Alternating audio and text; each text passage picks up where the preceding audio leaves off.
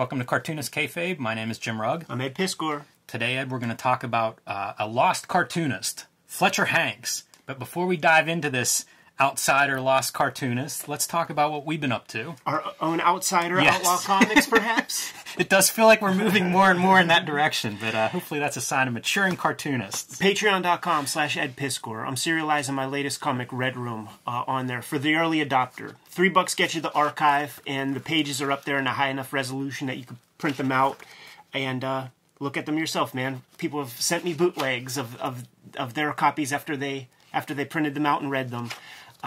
Solidifying the publishing schedule. It's going to be on paper in a suitable, proper, edition in the future. So stay tuned for that. This is strictly for the early adopters. One other promotional thing before we get started on my end is we are going bourgeois these days, Jim, and these ivory back scratchers are not going to buy themselves.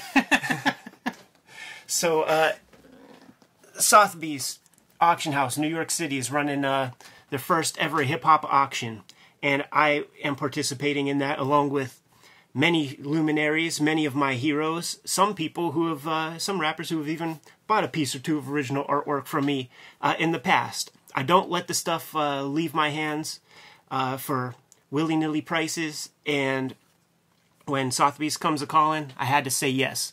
So there are 8 pieces available for auction right now. The bidding's going to go on until September 15th, but this is the Buy Me Now option. All the stuff that's up for auction right now is in the Ed Piscor Studio Edition, along with 200 other pages worth of material, and you get to see all the process materials. Some X-Men stuff's included in there also.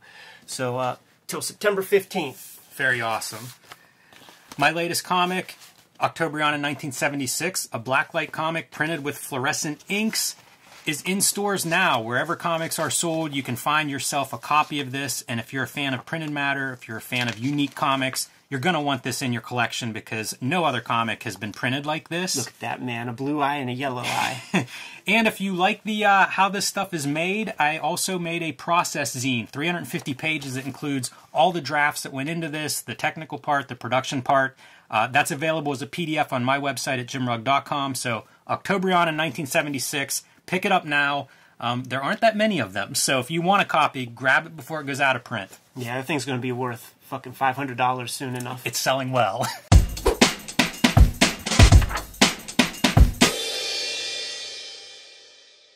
Fletcher HANKS, I Shall Destroy All the Civilized Planets, edited with an afterword by Paul Karasik, published by Fantagraphics Books in 2007. This was kind of a revelation. I remember whenever this came out, a lot of us, I feel like it blew our minds. So the story is Fletcher HANKS is a cartoonist in the golden age of comics. The material in here, 1939 to 1941 is when it was published, and it's weird superheroes. It's superheroes done by essentially one guy, handling the writing and the art and everything, and what we would describe as a singular vision. Other superheroes, other cartoonist comic books, they didn't look like Fletcher HANKS' work. This was an era where every comic was an anthology comic. There'd be 4 or 5 stories in every comic, at the very least, right? And if you get your hands on a reprint of, some Golden Age stuff, they're kind of fucking boring, and you can tell that the cartoonist would very much rather be drawing a shoe ad for, a Sears catalog than make comic books.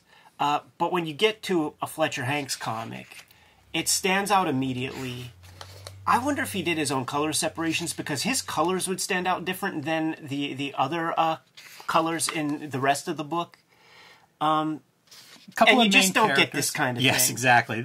Phantoma, this is one of his 2 main characters, Stardust being probably the other one that he's known for, what this is named after, the Space Wizard, and weird vengeance-driven character. So Stardust kind of hangs out in outer space until he sees some crime, and then he comes down with godlike, Old Testament godlike vengeance on whoever is, is wronging the world. You see these apocalyptic street scenes. One of the fun things with reading these stories is what he does to all of the bad guys. In this case, he whisks them into the air it's just odd. Like sometimes he turns them into mice and then cats eat them. You know, it's a very bizarre kind of vengeance, but you see this imagination, these flaming monster hands.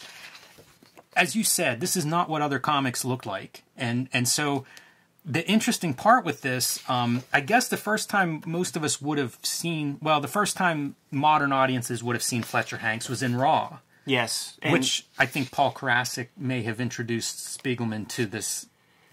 They found this stuff in tandem, like Mark Newgarden may have been involved. You know, like there are these groups of people who are almost like historians. Karasik told the story, man, and he said that like when they would be digging for comics, it might have even been Jerry Moriarty. It was one of those guys who digs for finds weird stuff, but they didn't know the guy's name. I don't think that Fletcher Hanks' name is in a lot of these strips. So they were like sort of on the hunt. If the Golden Age comic wasn't a Superman or a Flash or something, back in those early 80s, you could find them. You know, and Spiegelman and Karasik, who was one of Spiegelman's students at School of Visual Arts, they were on the hunt for this stuff. And when they would find a new Golden Age comic that would have, you know, Stardust, like they all, you know, traded this thing back and forth, and like you said, you know, they reprinted this stuff in. This is the story where he turns the gangsters into rats, and then from out of the Stardust Flash, a panther. So the panther's tracking down these gangsters turned rats in the streets, and a lot of these end with, "That was Stardust, and we didn't have a chance to thank him," as he disappears back into his space hideout, waiting for the next time he's needed to save the day. And I love the idea that it's these guys digging and guys who have that eye, you know, that have that eye and they find this stuff. This is the one that would have been in Raw, and this image was featured in the Comic Book Confidential documentary. And when I was a little kid, saw that documentary and saw this right here, I was like, "Fuck! I need to get that comic, man." Yeah, This story is the bad guys use this ray to the anti-solar ray. The result is shutting off gravity and people are just floating off the Earth. What?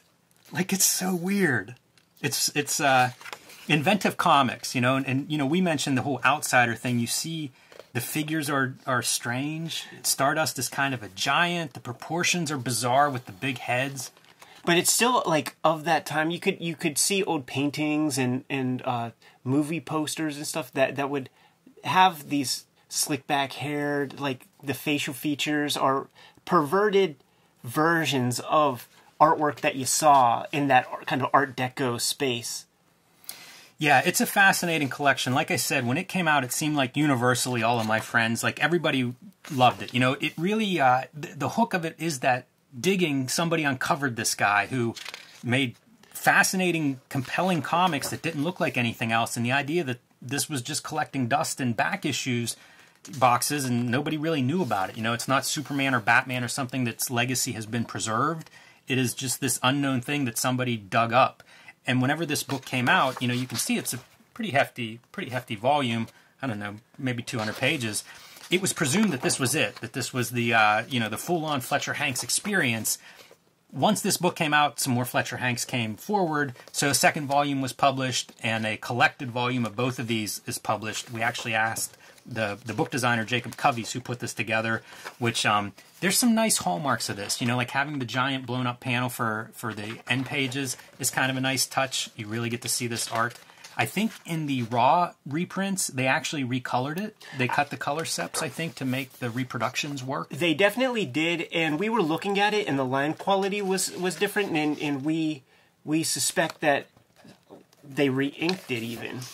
Yeah, it could be. I mean, you know, that's always a challenge of how do you reproduce this stuff. And now I think with digital scanning and printing, it's not as hard as it used to be.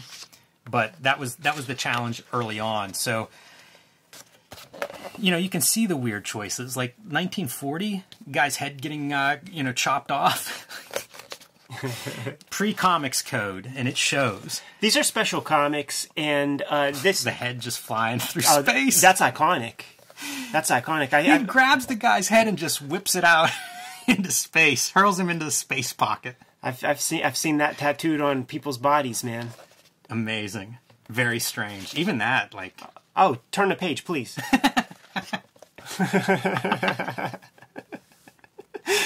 Love it, man. Yeah, very awesome. And then one of the nice pieces with this publication is Paul Karasik gets into who this guy is, at least as much as he could find.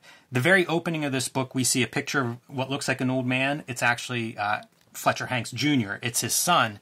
And so this is what Paul was able to uncover, and this is Paul's cartooning. So guy who's been around comics for a while, teamed up with Mazzucchelli for City of Glass adaptation, and this is his breakdown and telling the story, at least what he knows about Fletcher HANKS, which is a pretty fascinating story. The guy, not a good human being, you know, extremely abusive, alcoholic.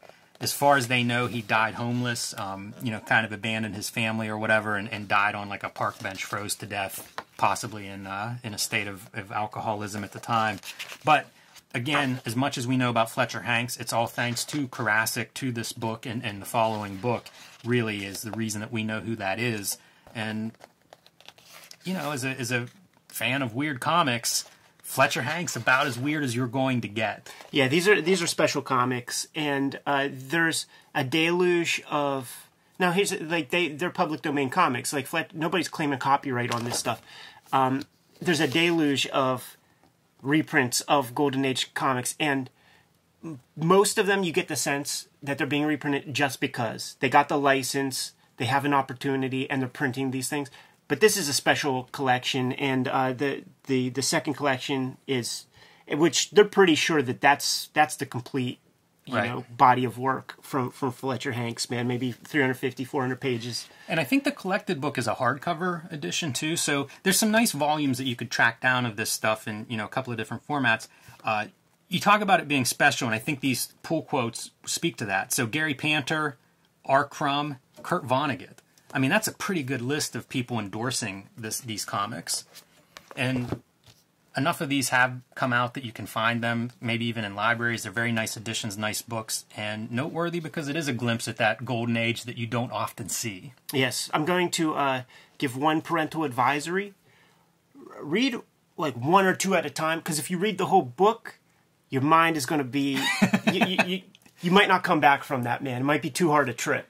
This also reminds me of like Charles Burns will like redraw romance comic panels and monster comic panels and stuff. This feels like that, where it's like they're so weird. It's almost you can see how someone would be enthralled by this particular comic strip and the contents therein. The things that I like about comics generally come from like singular creators, like a single person doing everything, and you're seeing like a world through this cartoonist's vision. And to step into the Fletcher HANKS world for a little bit here and there, man, there's nothing else like it. It's one of the fascinating parts. You know, you look at this stuff and it's disturbing. Many of these stories are. And then whenever you read his backstory in the back, it's like, oh yeah, this is like, the comics are madness, and that guy's life is that way. Very much, they fit together, at least the way Karasik frames this. If you told me this was all made up, I wouldn't be shocked. You know, it's because it's fascinating. Like this is stuff that you don't see in you know, even comics today. I think a lot of times are going to fall short of a visual of that sort. And then to combine it with some mysterious dark cartoonist behind it all, it's almost too good to be true. All right, Ed. That's basically what I have to say about Fletcher HANKS. Again, 2007 is when this was published, and if you go back and look, if you look up reviews or something, you'll see a lot of coverage on this. Like, I think this really captured a lot of comics readers' imaginations and opened up some possibilities. You know, like it gave us a chance to build some worlds in that golden age time period and to consider more than Will Eisner and Jack Kirby and a couple of names that are well chronicled. It was a big industry whenever comics first burst on the scene, and you had all kinds of people participating. Should we go back to making some of our own weird comics? Take some inspiration from this. Kayfabers, like, follow, subscribe to the YouTube channel. Hit the bell. We'll notify you when the next videos are available. We're on that race to 30,000 subscribers, man. So make that stuff happen. Octobriana's in comic stores right now. Patreon.com/EdPiskor. $3 gets you the archive to my strips every Tuesday. New ones go live. The Hip Hop Family Tree art auction at Sotheby's is going on right at this moment. The end date is September 15th of 2020, and you can start bidding on stuff right at this very moment, though. You can subscribe to the Cartoonist Kayfabe e-newsletter at the links below this video to keep up with everything we're doing. You can find Cartoonist Kayfabe merchandise and t-shirts at the links below this video. Like I said, man, let's go make some of our own weird comics, Jimmy. Giving them the marching orders. Read more comics.